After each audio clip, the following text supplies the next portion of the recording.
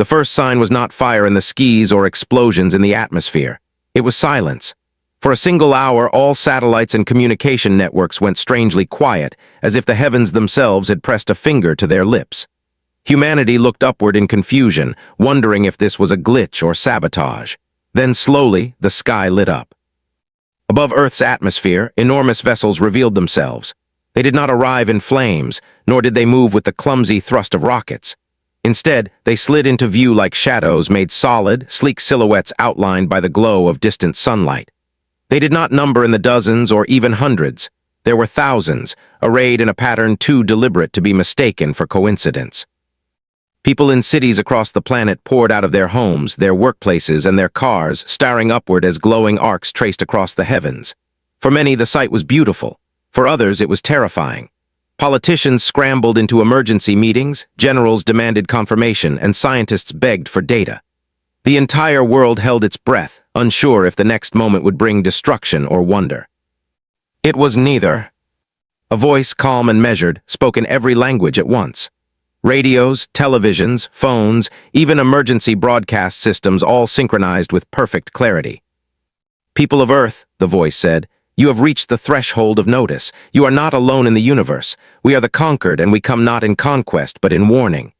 Dangers beyond your imagining roam the stars, and civilizations unprepared are consumed without mercy. We offer you protection. Accept our guidance, and we shall guard your world from the shadows that hunger beyond." The world froze.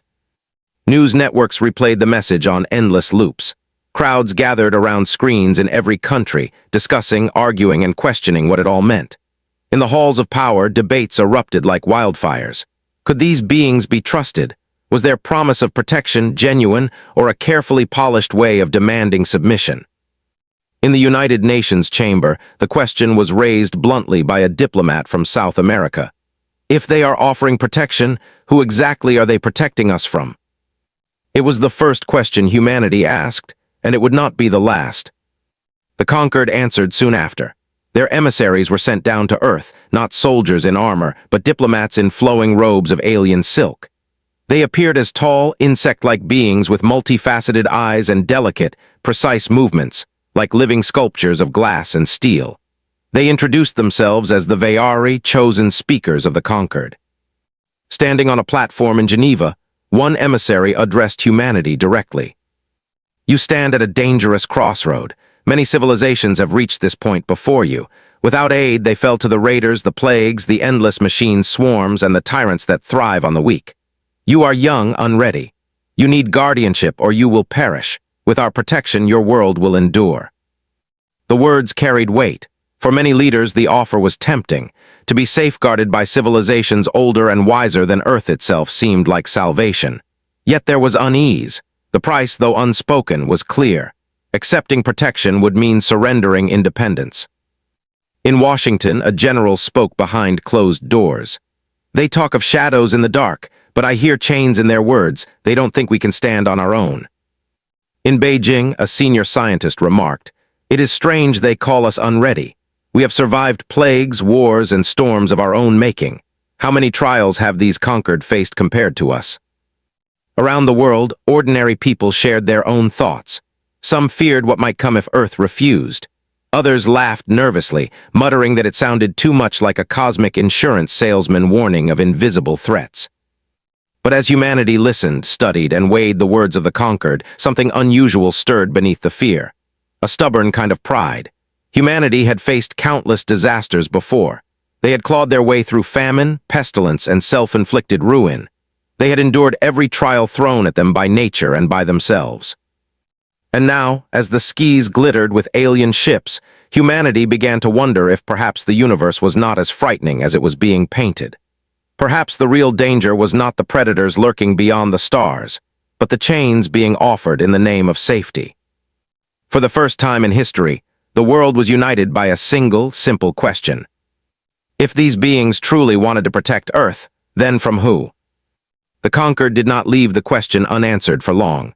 Within a day of their grand arrival, the skies above Earth shimmered again as smaller vessels descended like falling stars. These were not warships but transports, each carrying an envoy meant to speak before the people of Earth. Geneva, New York, Beijing, Cairo, and a dozen other cities became host to the strange visitors. The world's eyes turned to them, waiting for answers. Cameras recorded their every move. The insect-like beings known as the Vayari moved with delicate grace, their bodies glittering under the sunlight like polished crystal.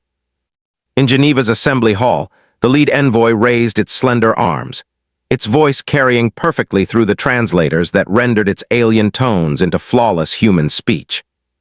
"You ask from who?" the envoy said, its voice echoing through the chamber. "We shall tell you. There are those in the galaxy who see new civilizations not as equals but as prey. Entire worlds have been stripped to ash by raiders. Great machine swarms, once created as servants, now consume the stars they were built to serve. Plagues travel on the wings of comets, carried across light years, spreading death where they land. Rogue intelligences, birthed in forgotten wars, still drift among the stars, waiting for the unready to stumble into their reach. Without guardianship, your Earth will join the countless that fell before." The words painted vivid images, armadas sweeping across helpless colonies, stars burning with firestorms, machine legions tearing cities apart. Delegates shifted uneasily. The threat seemed endless, overwhelming, and impossibly far beyond Earth's strength. One of the Vayari continued, "We do not say this to frighten you without reason. We speak as those who have seen. The conquered exists because we have endured and because we chose unity over pride. When a new people arise, as you have, we extend our protection. In return, you must offer tribute, oversight, and openness to cultural guidance. This is the way to survive. Alone, you cannot." The chamber was quiet. Humanity's leaders weighed the offer like a scale balancing hope against fear. In New York, a broadcast carried the words of another envoy. "Your species has taken its first steps beyond your star, yet you do not understand the dangers. You travel blind. Our protection is the shield you do not yet know you need." In Cairo, yet another envoy addressed students gathered at a university. "You think your past struggles have prepared you, but the threats of the galaxy are beyond your imagination. No weapon you possess, no army you command will stand against them. Accept our guardianship, and you will endure." The message was clear. The conquered was not asking politely, they were telling Earth what was best for it. Protection was not a gift, it was a condition. Behind closed doors, debates flared. In Washington, a senator argued, "This is salvation. Why gamble with our future when safety is offered freely?" A general responded firmly, "Safety at the cost of sovereignty is not safety at all. They want tribute, they want oversight, they want control." In Moscow, an advisor whispered to his president, "This is no different than the empires of our own history. Protection always comes with chains." In Beijing, a scientist studying the conquered's message said, "They describe these dangers in broad strokes but give no evidence. They want us to fear what we cannot see. Fear is the oldest form of control." And yet the images were hard to shake. The idea of machine swarms, of ravenous raiders, of diseases leaping between stars, these painted a picture of a universe far more hostile than most had ever imagined. Among ordinary people, the reactions were mixed. Some watched the broadcasts with wide eyes and whispered prayers. Others mocked the warnings, claiming it was nothing more than an alien power seeking to claim Earth without firing a shot. Memes spread across the internet with captions like, "First contact, and they're already selling insurance." But not everyone laughed. Parents wondered what kind of future their children would inherit if the conquered was telling the truth. Soldiers wondered if Earth's armies, already stretched thin across their own world, could ever hope to fight in the stars. Leaders wondered if rejecting the offer meant painting a target on Earth itself. The conquered envoys stood patiently, waiting for humanity's decision. They had done this before with countless other species. Most, when confronted with the choice, had accepted. Pride was set aside, fear took its place, and the conquered gained new members to fold into their sphere. But this time something was different. Humanity did not tremble as expected. Instead, their first response had been a question, not of surrender but of skepticism. And as the envoys repeated their warnings, a stubborn resistance began to take shape. In Geneva, one ambassador leaned forward, eyes steady on the alien envoy. "You say we cannot stand alone," she said, "but you have not asked what we have already survived." The room fell silent, and the envoy tilted its crystalline head, uncomprehending. Humanity had heard the offer. Humanity had heard the warnings, and yet the seeds of defiance were already being planted. The conquered had spoken of shadows that lurked beyond the stars, but the people of Earth had faced their own shadows before, and they were not so easily convinced that fear was reason enough to bend the knee. The conquered had expected Earth to hesitate. They had expected fear. They had expected the usual rush of desperate pleas for help, the surrender of sovereignty in exchange for survival. It was the pattern that had repeated countless times before with countless other young civilizations. But Earth did not follow the pattern. In the days that followed the envoys' speeches, debates filled every channel of communication. Leaders met in emergency councils, military planners scribbled on maps and star charts, and ordinary people flooded forums with arguments and questions. The galaxy, it seemed, had just revealed itself as a far more dangerous place than humanity had imagined. Yet for every voice that urged caution, another laughed at the very idea that humanity could not endure. At a round-table discussion in Geneva, the Vayari envoy repeated its warnings to a group of human representatives. "You misunderstand. This is not about pride or stubbornness. It is about survival. Your weapons are crude. Your fleets are small. Against the raiders, against the machines, against the plagues, you will fall." A British diplomat leaned back in her chair, folding her arms. "Fall? Do you think we have not fallen before? Do you think we have not rebuilt cities from rubble, rebuilt nations from ash?" An American general spoke next, his voice sharp but steady. "You talk about raiders. We've faced raiders since the first boats crossed rivers. You talk about machines out of control. We've seen wars fought with weapons that could wipe out continents.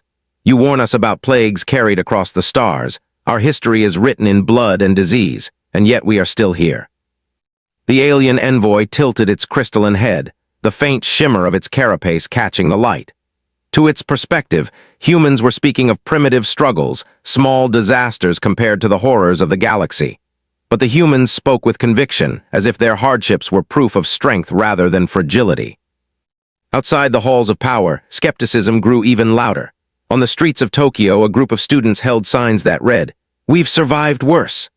In Sao Paulo, comedians mocked the conquered on late-night television, turning the ominous warnings into jokes about cosmic doomsday salesmen.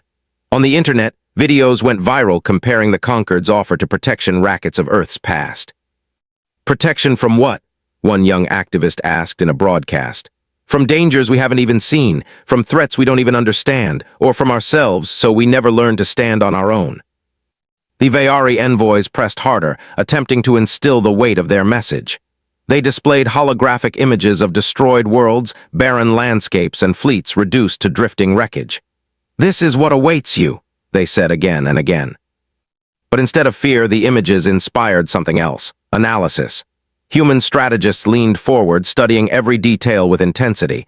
What weapons had been used? What tactics? What mistakes had the defenders made? To the conquered, the destruction was proof of futility. To humanity, it was a challenge to solve. In Washington, a military historian spoke during a televised debate. "Every empire in our past claimed to be eternal, every army claimed to be unstoppable, and yet every one of them fell. These raiders, these machines, these so-called plagues, they are only enemies, and enemies can be beaten." The audience erupted in applause. The conquered envoys began to sense something unusual. Fear was not settling into the human spirit. Instead, curiosity was blooming. Instead of cowering, they were asking questions. Instead of begging, they were planning. At a private dinner in New Delhi, an Indian ambassador summed it up best. "You call us unready, but unready is not the same as incapable. We are not a people who bow at the first sign of danger.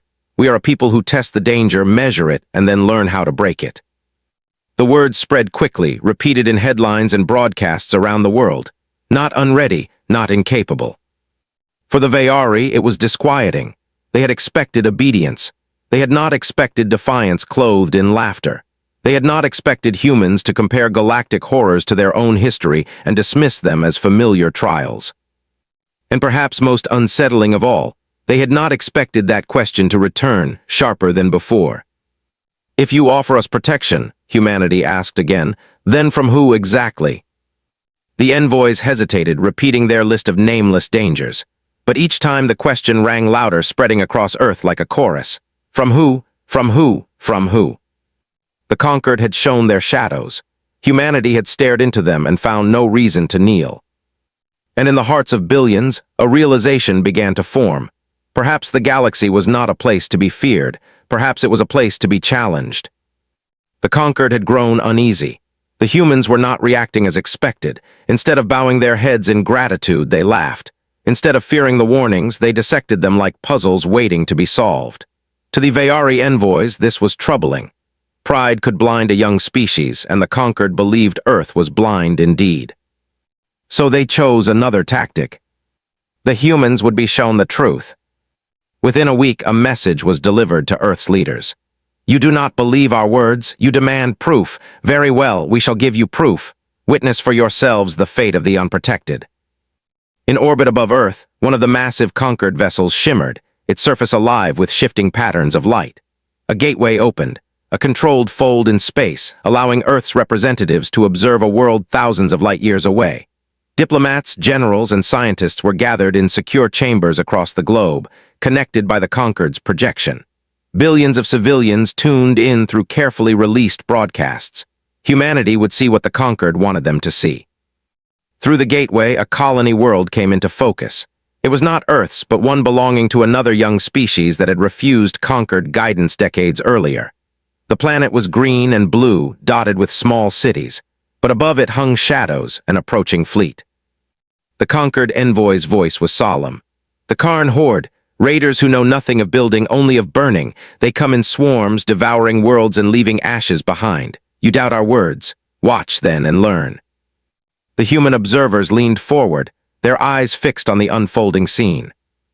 The Karn ships descended like vultures, crude yet menacing. They battered through the colony's thin orbital defenses with overwhelming numbers. The defenders fought bravely, but their weapons were torn apart in minutes. Cities below erupted in fire. Families ran into the streets, shadows of raiders falling across them. Entire districts vanished under bombardments. Human leaders exchanged uneasy glances. The destruction was swift, merciless, and complete. Within hours, the colony's lights were snuffed out. Smoke and silence remained. The Vayari envoy spread its crystalline arms. This is the truth of the galaxy. This is what awaits you if you stand alone. The room was heavy with silence. On screens across the world, civilians gasped, horrified by the brutality they had just witnessed. Some whispered prayers, others cursed. A few asked if Earth might soon suffer the same fate. But then something curious happened. Among the gathered observers, the horror began to fade into something else. Focus. Generals whispered to one another, analyzing troop movements. Scientists scribbled notes about the raiders' ships. Analysts replayed the attack, pausing to mark weaknesses in the Karn formations. Finally, a retired Marine general in Washington broke the silence. "That's it," he said quietly, heads turned toward him. "That's the great unstoppable horde. They're sloppy. They have numbers but no discipline. Their ships are crude. Their tactics are predictable. They rely on terror, not strategy." He leaned back, unimpressed. "We've faced worse meat grinders with worse gear. They'd be a nightmare, sure, but unstoppable. No, not to us." In Geneva, a French delegate added, "Their strikes are overwhelming, but they lack precision. Look at the gaps in their coordination. A few well-placed defenses could have slowed them." In Beijing, a strategist remarked, "They win by fear. Take that away, and they're just another raiding force." The conquered envoys were stunned. The humans were not trembling. They were not begging for protection. They were studying, calculating, planning. The broadcasts carried this reaction around the world. On forums and news channels, ordinary people repeated the same conclusion. The raiders were terrifying, yes, but not invincible. A commentator on live television said it plainly. "The conquered showed us this to frighten us, but all I see is an enemy that bleeds just like us, and if they bleed, they can be beaten." The Vayari tried again to instill fear. "You underestimate them. You do not understand the scale of what you have seen. That was but one fleet. The Karn have thousands." But the human response was simple, echoing across every chamber and broadcast. "Then we'll find thousands of ways to fight them." The conquered had expected despair. Instead, they found defiance. They had tried to show humanity weakness. Instead, they had revealed opportunity. The first test had not humbled Earth. It had awakened something far more dangerous, a determination to face the galaxy not with submission, but with teeth bared and eyes sharp. And for the first time, the envoys felt something they had not felt in centuries: doubt. The conquered had shown them destruction. The images of the Karn raid were burned into humanity's memory. Whole cities swallowed in fire, children fleeing as shadows fell across them, defenders swept aside in moments. To most species, such a demonstration ended debate. Fear took root, and the offer of protection became irresistible. But Earth did not bow. Instead, the display only sharpened the world's resolve. In conference halls across continents, leaders and advisors spoke with unusual clarity. In Washington, a general set his hand on the table. "We've studied the Karn fleet. They win by numbers and fear. But every empire, every horde, every army that ever thought itself unstoppable, history proved them wrong. These raiders will be no different." In Moscow, an advisor declared, "They showed us an enemy. We should thank them. Now we know what to prepare for." In Beijing, a senior scientist nodded. "The galaxy may be dangerous, yes, but our survival has always come from learning, adapting, and overcoming. That is what we will continue to do." When the United Nations finally reconvened, the decision was not unanimous, but it was firm. Humanity would not accept conquered protection. The ambassador of Earth stood before the Vayari envoys and spoke clearly for all to hear. "We thank you for your warnings. We thank you for showing us the dangers of the galaxy. But protection that demands tribute, oversight, and guardianship is not protection. It is control. We decline. What we ask for is not your shield, but your knowledge. Share with us the maps, the science, the understanding of the stars. We will handle our own defense." The declaration rippled through the conquered assembly. The Vayari envoys froze, their crystalline limbs twitching in disbelief. In the long history of the conquered, no young civilization had rejected their guardianship so openly. To refuse was unthinkable.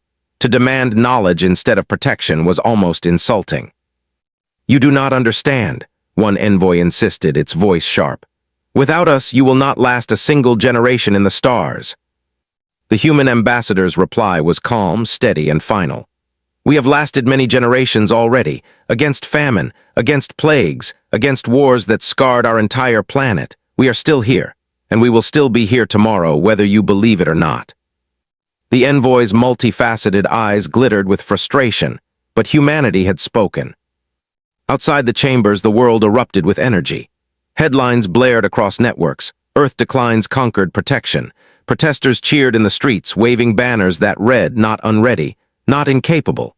Memes spread of Earth standing tall, shaking its head at an alien hand offering chains. Some worried it was arrogance, but more saw it as pride. Then came the next step. If Earth would not accept conquered oversight, it would have to build its own future, and humanity wasted no time. Nations that once viewed one another with suspicion began to cooperate in ways previously thought impossible. Joint research programs were established. Factories pivoted to new industries, producing experimental spacecraft and improved orbital defenses. Engineers studied the images of the Karn fleet and began designing countermeasures. Railguns were scaled for orbital platforms. Drones were tested in vacuum conditions. Simulations were run on how to resist swarm tactics. Trade with alien merchants began cautiously. Earth offered what it could: rich foodstuffs, unique art, fresh ideas. In exchange, they acquired fragments of technology, stronger alloys, faster communication methods, and glimpses into the science of faster-than-light travel. Many alien engineers scoffed at Earth's crude machines and jury-rigged designs. But their laughter faltered when humans demonstrated how far ingenuity could go. A single Earth prototype railgun, crude by galactic standards, punched a hole through a reinforced target drone the conquered had provided. Human drones, modified with simple adaptability, outmaneuvered alien equivalents in a joint test. What aliens called primitive, humanity called practical. The whispers began to spread. Other young civilizations, still under conquered watch, quietly tuned in to Earth's broadcasts. They saw a people who had refused to bow, who laughed in the face of fear, who were building a future without guardianship. To them, Earth was more than a curiosity. It was an inspiration. In private, a Vayari envoy admitted to its peers, "They are reckless, but perhaps recklessness is another form of strength." For humanity, it was not recklessness, it was determination. They had refused the conquered's shield, but they had forged a promise of their own. Earth would never kneel. Word traveled quickly across the stars. Earth had rejected the conquered. The galaxy listened, amused and curious. To many, humanity's choice was a death sentence. To others, it was a bold act of defiance. But to the Karn horde, it was an invitation. For generations, the Karn had thrived by preying on the unprotected. They struck fast, overwhelmed defenses, and vanished before conquered fleets could respond. Weak worlds were their harvest, and Earth, a new world with no allies and no guardians, seemed the perfect prize. So when their scouts reported the blue planet hanging in space, the Horde came. The conquered warned Earth as soon as they detected the movement. "They are coming. You see now, you are unready. This is the fate you chose." But humanity did not panic. In fact, they had been waiting. Since the day they saw the colony world burn, engineers, scientists, and soldiers had been preparing. Orbital platforms armed with railguns and missile batteries had been rushed into place. Fleets of drones had been tested, refined, and deployed in swarms. Emergency shelters were organized, and command centers rehearsed endless scenarios. Humanity had no illusions of invincibility, but they knew one truth: survival was earned through preparation. When the Karn fleet arrived, it came as a swarm of jagged ships, bristling with weapons. Their commanders expected an easy raid, a swift conquest. They expected Earth to tremble. Instead, the skies above the planet lit with fire. The first wave of Karn ships was met by a barrage of kinetic strikes. Massive tungsten rods dropped from orbit with devastating precision.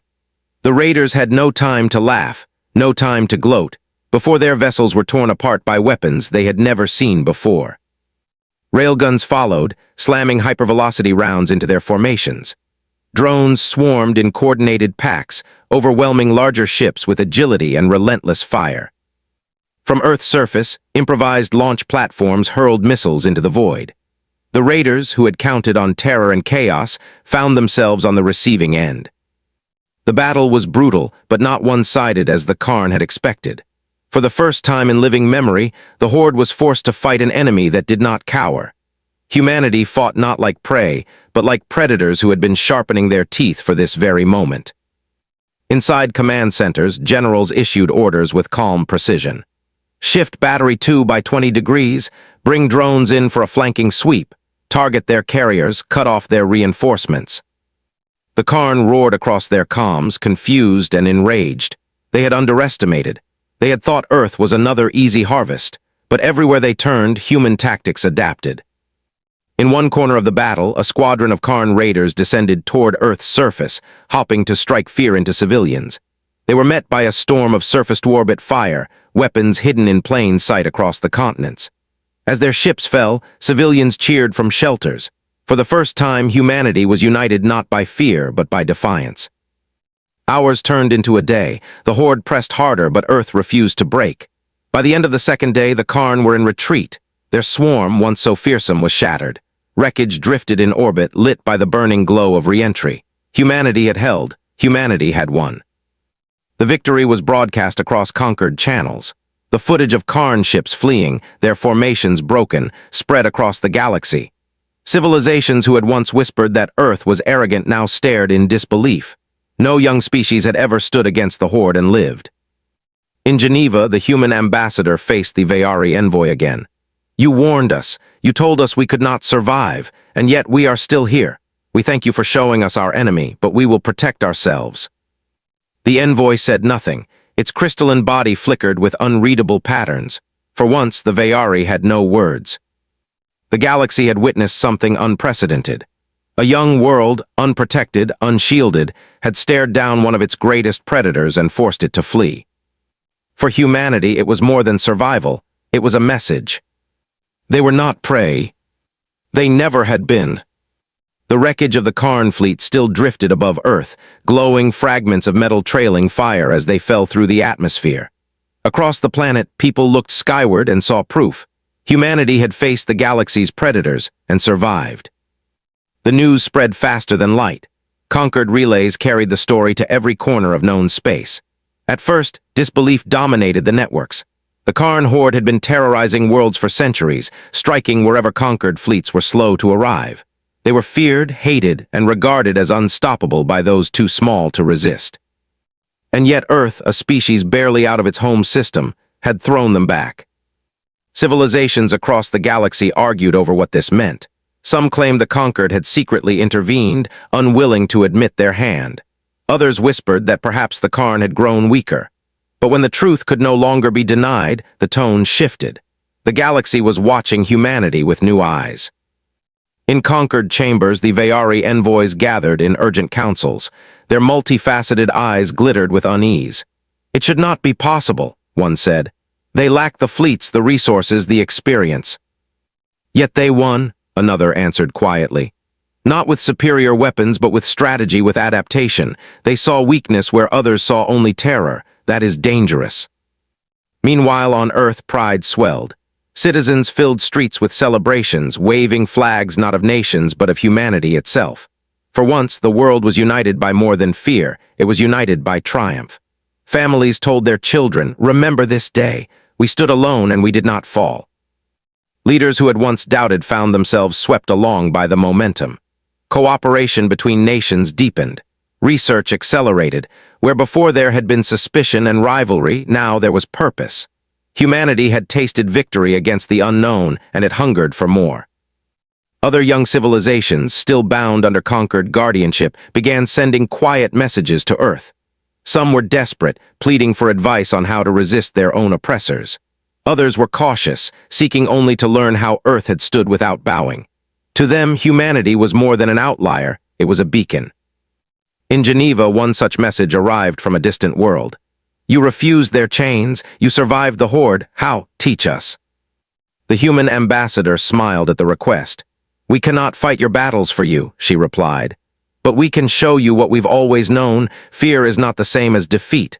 Once you stop fearing them, you begin to see how to fight them." The conquered did not like this new influence. Earth's defiance was contagious, and the old order relied on obedience. For centuries, the conquered had guided young civilizations with a mixture of caution and control. Now, one world threatened to undo that balance. And yet, even the conquered could not deny the truth. Humanity had survived where others had fallen. That demanded respect. At a private meeting, a Vayari envoy admitted to a human general, "Perhaps you are not as fragile as we believed. You fight with recklessness, but also with creativity. You may be dangerous enough to endure without us." The general gave a thin smile. "We don't want to be dangerous, we just want to live free." But the galaxy had already begun to label Earth as something more than free. Whispers spread of a species too stubborn to bow, too clever to be broken, too relentless to be ignored.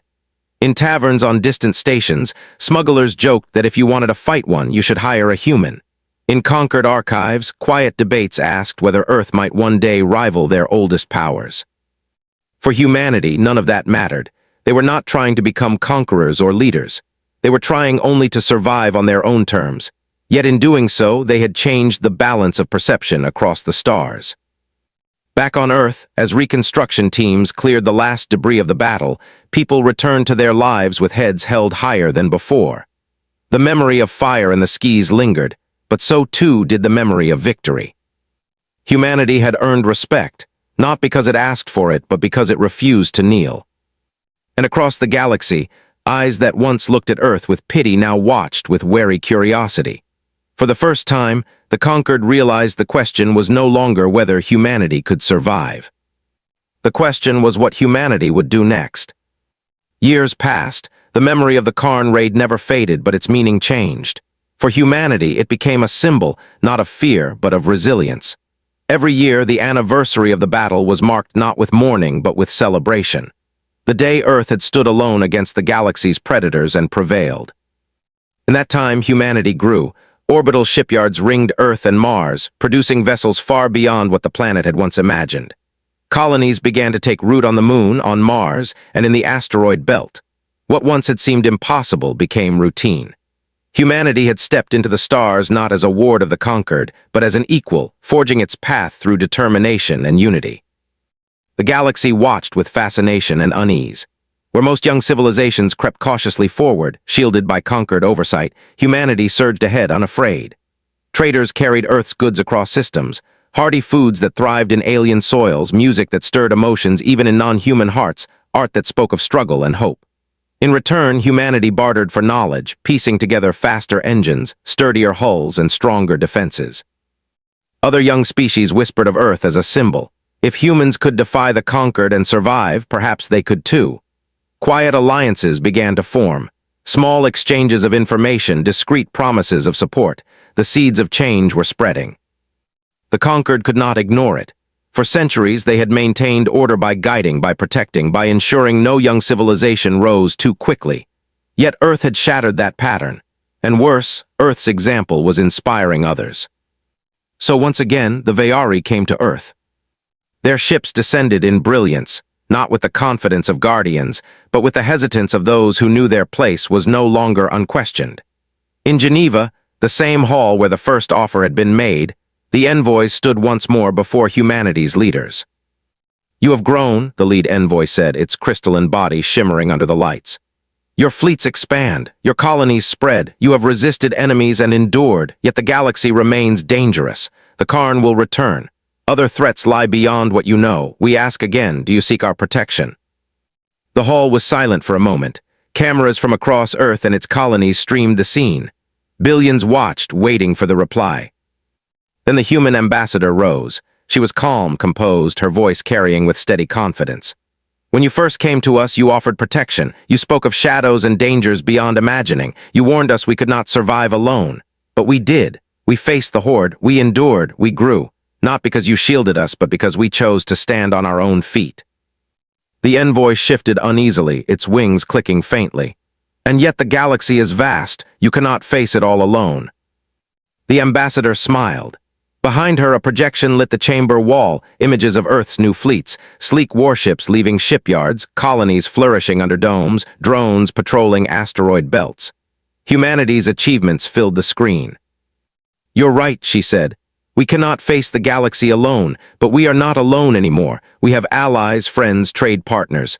We've built connections on our terms, not under chains of guardianship. That is how survival is earned." The envoy tried to respond, but the ambassador raised her hand, her tone shifting from calm to firm.